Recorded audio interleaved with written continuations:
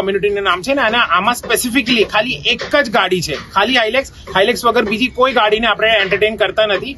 અને એમાં છે ને ઓલમોસ્ટ એવા બધા લોકોએ આ ગાડી લીધેલી છે ને જે શું કહેવાય આવા એક્સપ્લોરેશન માં ઇન્ટરેસ્ટ ધરાવે છે. એટલે એ લોકો બધા ભેગા થયા છે અને અમને એવું લાગે છે કે એટ સમ પોઈન્ટ એક સેમ વેવલેન્થ વાળા લોકો છે. તો આજે તમે માની શકો કે કોઈ કેરલાથી આવ્યું છે, કોઈ કર્ણાટકાથી આવ્યું છે, લોકો 2 તારીખે નીકળ્યા ને તો આજે અહીંયા આગળ પહોંચ્યા છે. એવા બધા લોકો છે. કચ્છ રણને આપણે અત્યારે દેશ વિદેશમાં એને ખ્યાતિ મળી છે.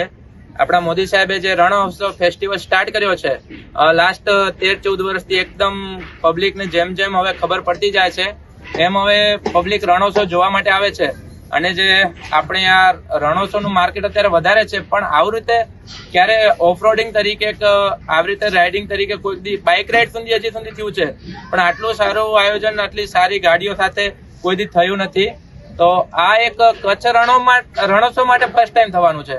આ પહેલી વાર એવું કચ્છમાં થાય છે કે આટલી સંખ્યામાં એક સારા કોમ્યુનિટી એક અહીંયા આવી રહી છે કચ્છમાં રણोत्सव माणवा माटे। रजनीश अरोड़ा हूँ, मैं डीजे टोयोटा का सीईओ हूँ और टोयोटा हाइलक्स हमारी एक बहुत अच्छी ब्रांड है जो आज से हमने 3 साल पहले बेचनी शुरू करी थी अहमदाबाद में, और एक गाड़ी से हमने शुरू किया था और ये आज इतना अच्छा ग्रुप हो चुका है कि हमें बहुत अच्छा लग रहा है इसके साथ, ये ग्रुप के साथ एसोसिएट होने के लिए। हमारी इस ट्रिप के लिए सर्विस वैन भी साथ में जाएगी और ये सर्विस वैन के लिए हमारे टेक्नीशियंस भी होंगे, जो भी सपोर्ट चाहिए इनको वो सारा सपोर्ट हम देंगे। टेक्निकल गाड़ी का फ्लीट होगा? हाँ जी, कितनी गाड़ी का फ्लीट होगा? 43 कार्स विल बी देयर।